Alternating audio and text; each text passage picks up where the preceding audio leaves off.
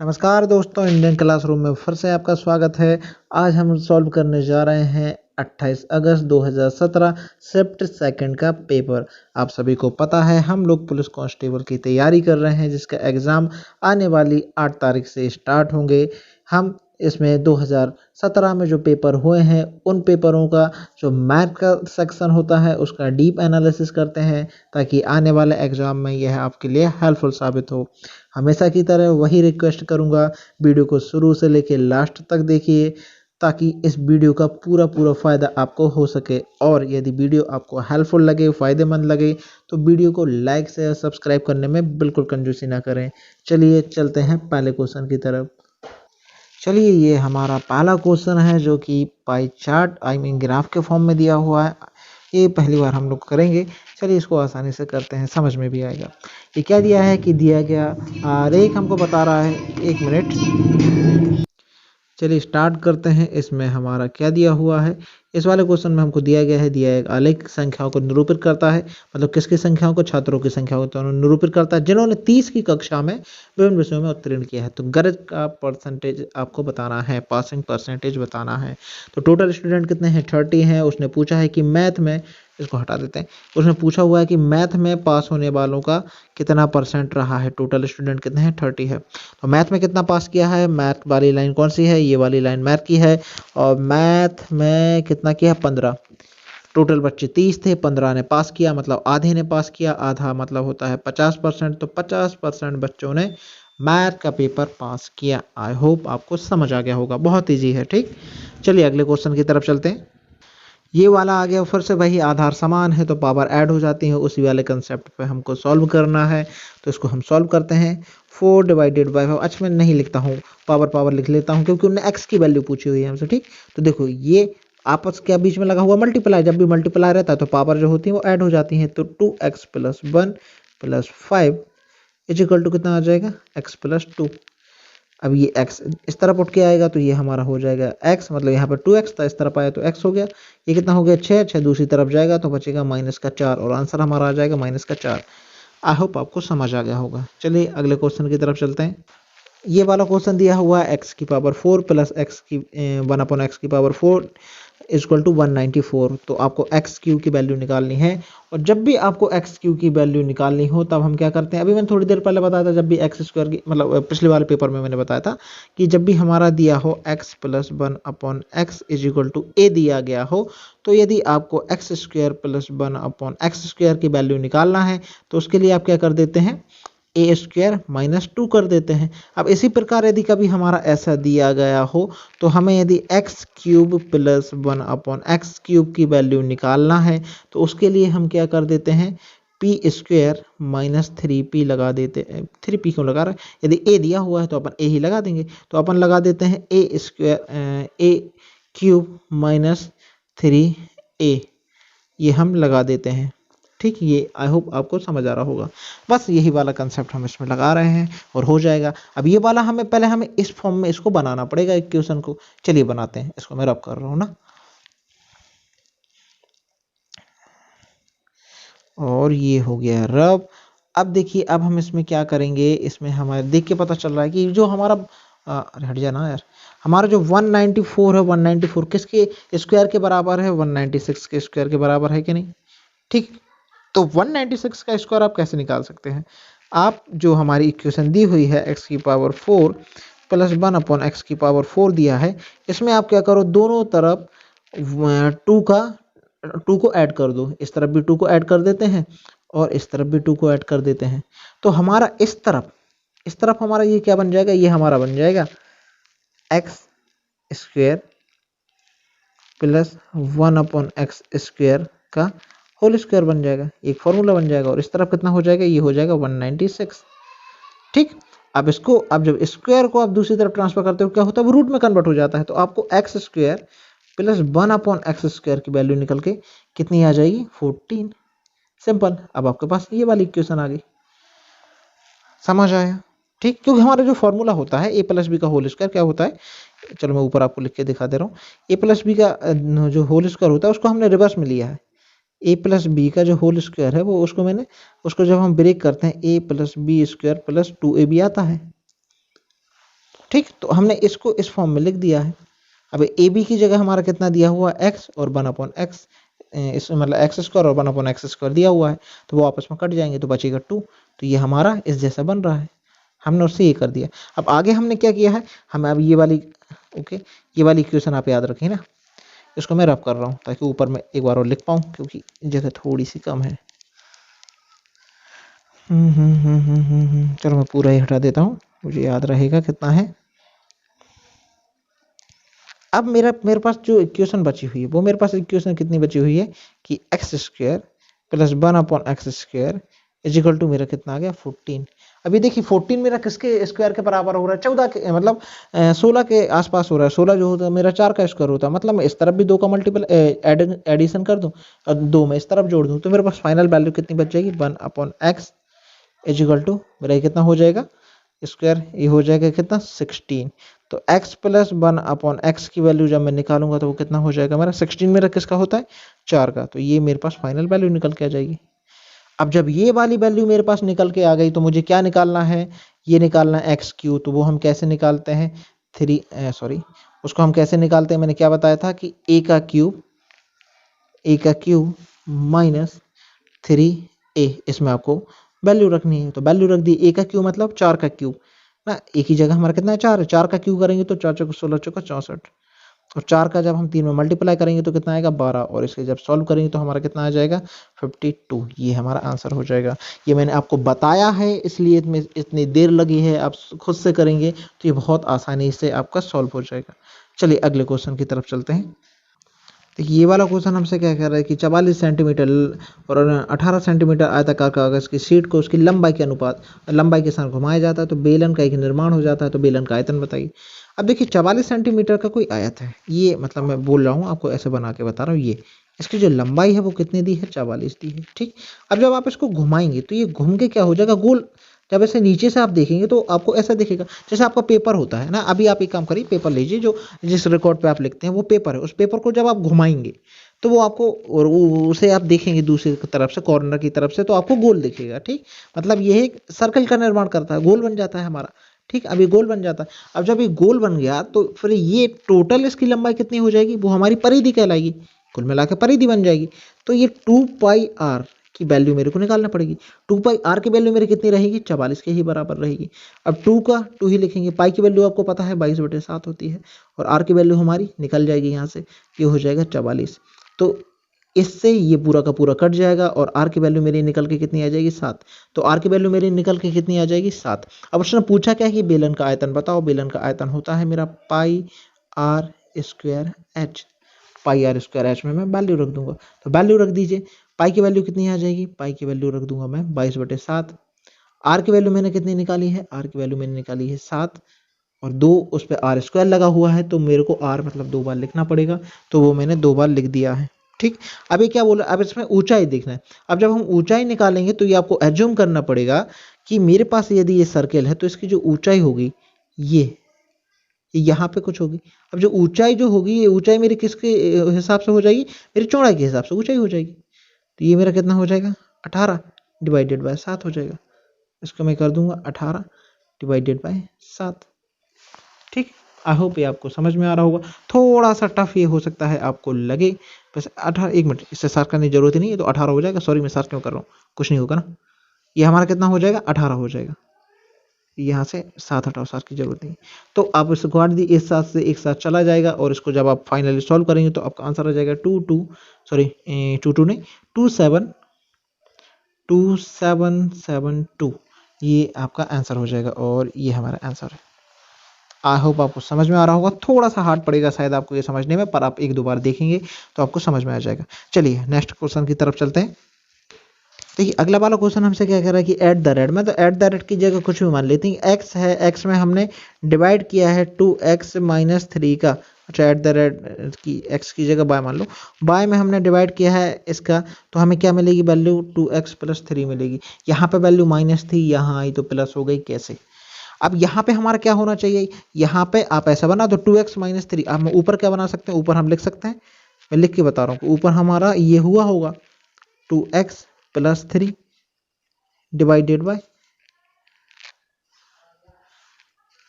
Divided by 2x minus 3, यही रहा होगा, इसलिए तो हमें ये मिल गया। देखो प्लस 3, तो हमारा इससे कट गया होगा, तो हमारा ये बच गया।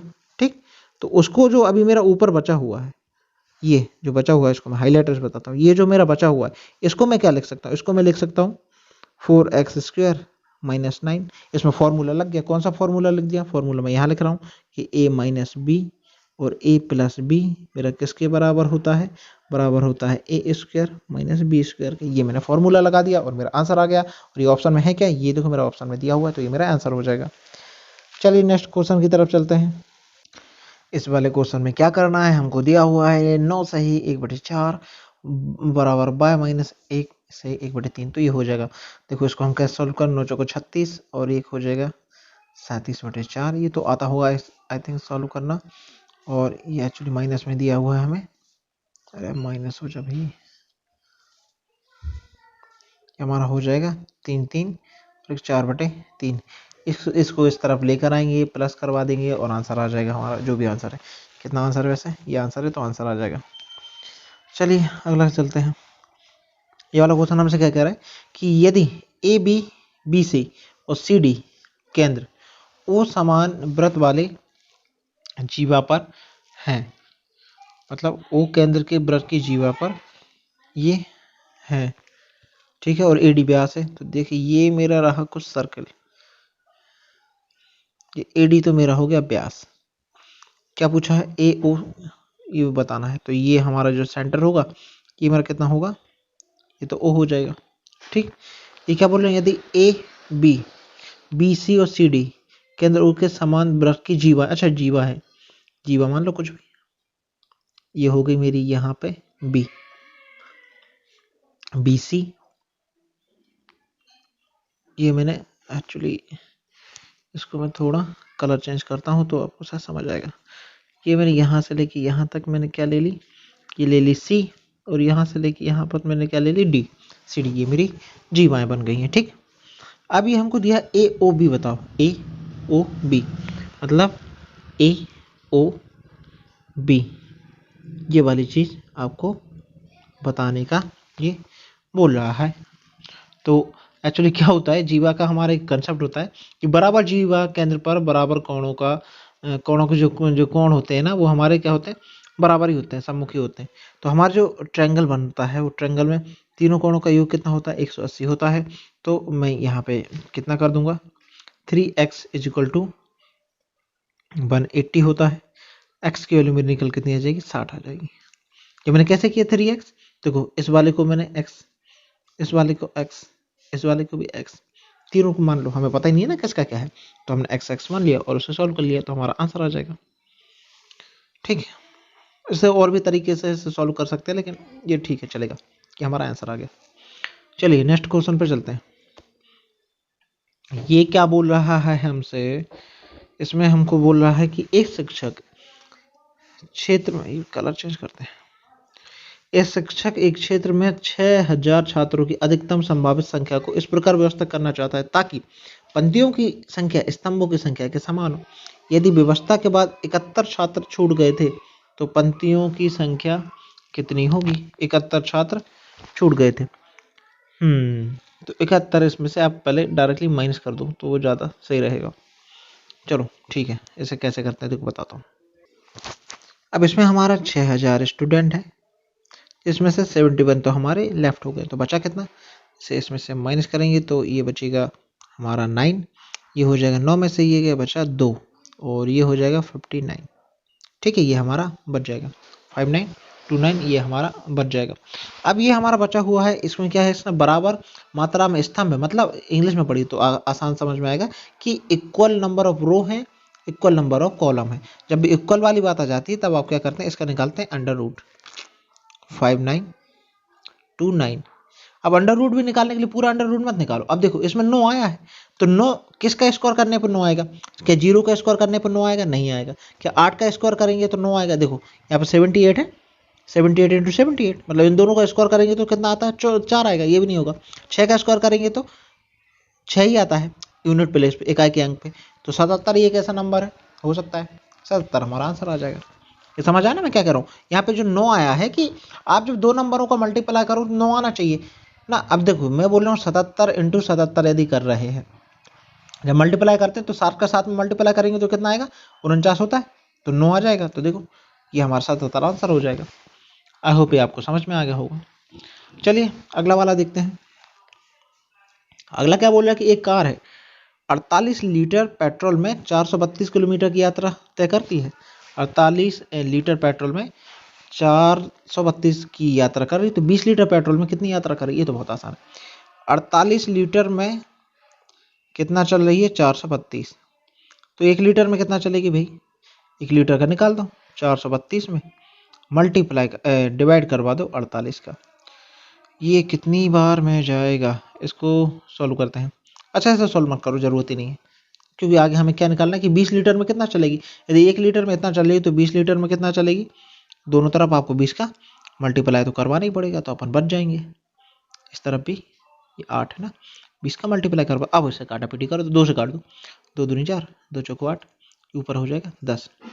अभी भी 2 से काट दो, 2 दूनी 4, 2 एकम 2, 2 छींग 12, ये हो जाएगा 12, 12 एकम 12, कितना बचा, 9 बच गया, 12 अट्ठे 96, ये हो गया।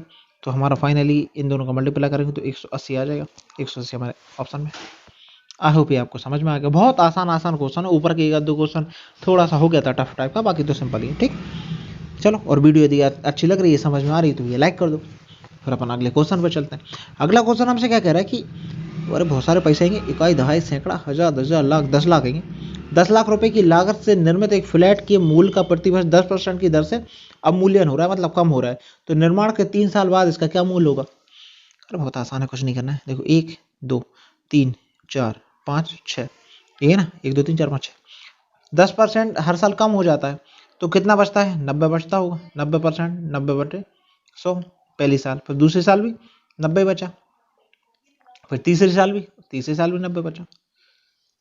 अब सॉल्व कर दो, 1 2 3 4 5 6, 1 2 3 4 5 6, 6 जीरो कट गई, और ये देखो 90 90 90, मतलब 9 का क्यू हमारा कितना होता है, 729 होता है, और 3 जीरो की 3 जीरो लगा दो। बहुत आसान है, ये हमारा आंसर आ गया, कुछ नहीं है इसमें तो। ठीक, चलिए नेक्स्ट क्वेश्चन पे चलते हैं। अगला वाला क्वेश्चन हमसे क्या कह रहा है, कुछ तो कह रहा होगा। ये हमसे कह रहा है कि एक समलंब की समांतर भुजाएं इतनी हैं और इतनी हैं, ठीक है, इसकी ऊंचाई इतनी है, तो उस समलंब का क्षेत्रफल कितना हो जाएगा, 144 हो जाएगा। अच्छी बात है, तो उसकी समानांतर भुजाओं का अंतर क्या होगा। इसमें सब कुछ तो दिया है। देखो समलंब चतुर्भुज का क्षेत्रफल कितना होता है, कि मैं यहाँ लिख देता हूँ, क्षेत्रफल बराबर हमारा होता है 1/2, बीच में आता है समानांतर भुजाओं का योग, मतलब आमने सामने जो भी भुजाएं होंगी उनका योग, इंटू में क्या आ जाता है, एच, ये एक्चुअली इंटू है ना, 1 प्लस नहीं है, अच्छे से लिखते हैं। फिर ये हमारा क्या है, इंटू है, 1/2, अरे चल जाओ यार, 1/2, बीच में आएगा योग, और फिर हमारा ऊंचाई आ जाएगी। अब क्षेत्रफल हमारा कितना दिया है, क्षेत्रफल दिया 144, तो 144 लिख दो। ये हमारा कितना दिया है, 1/2 दिया है।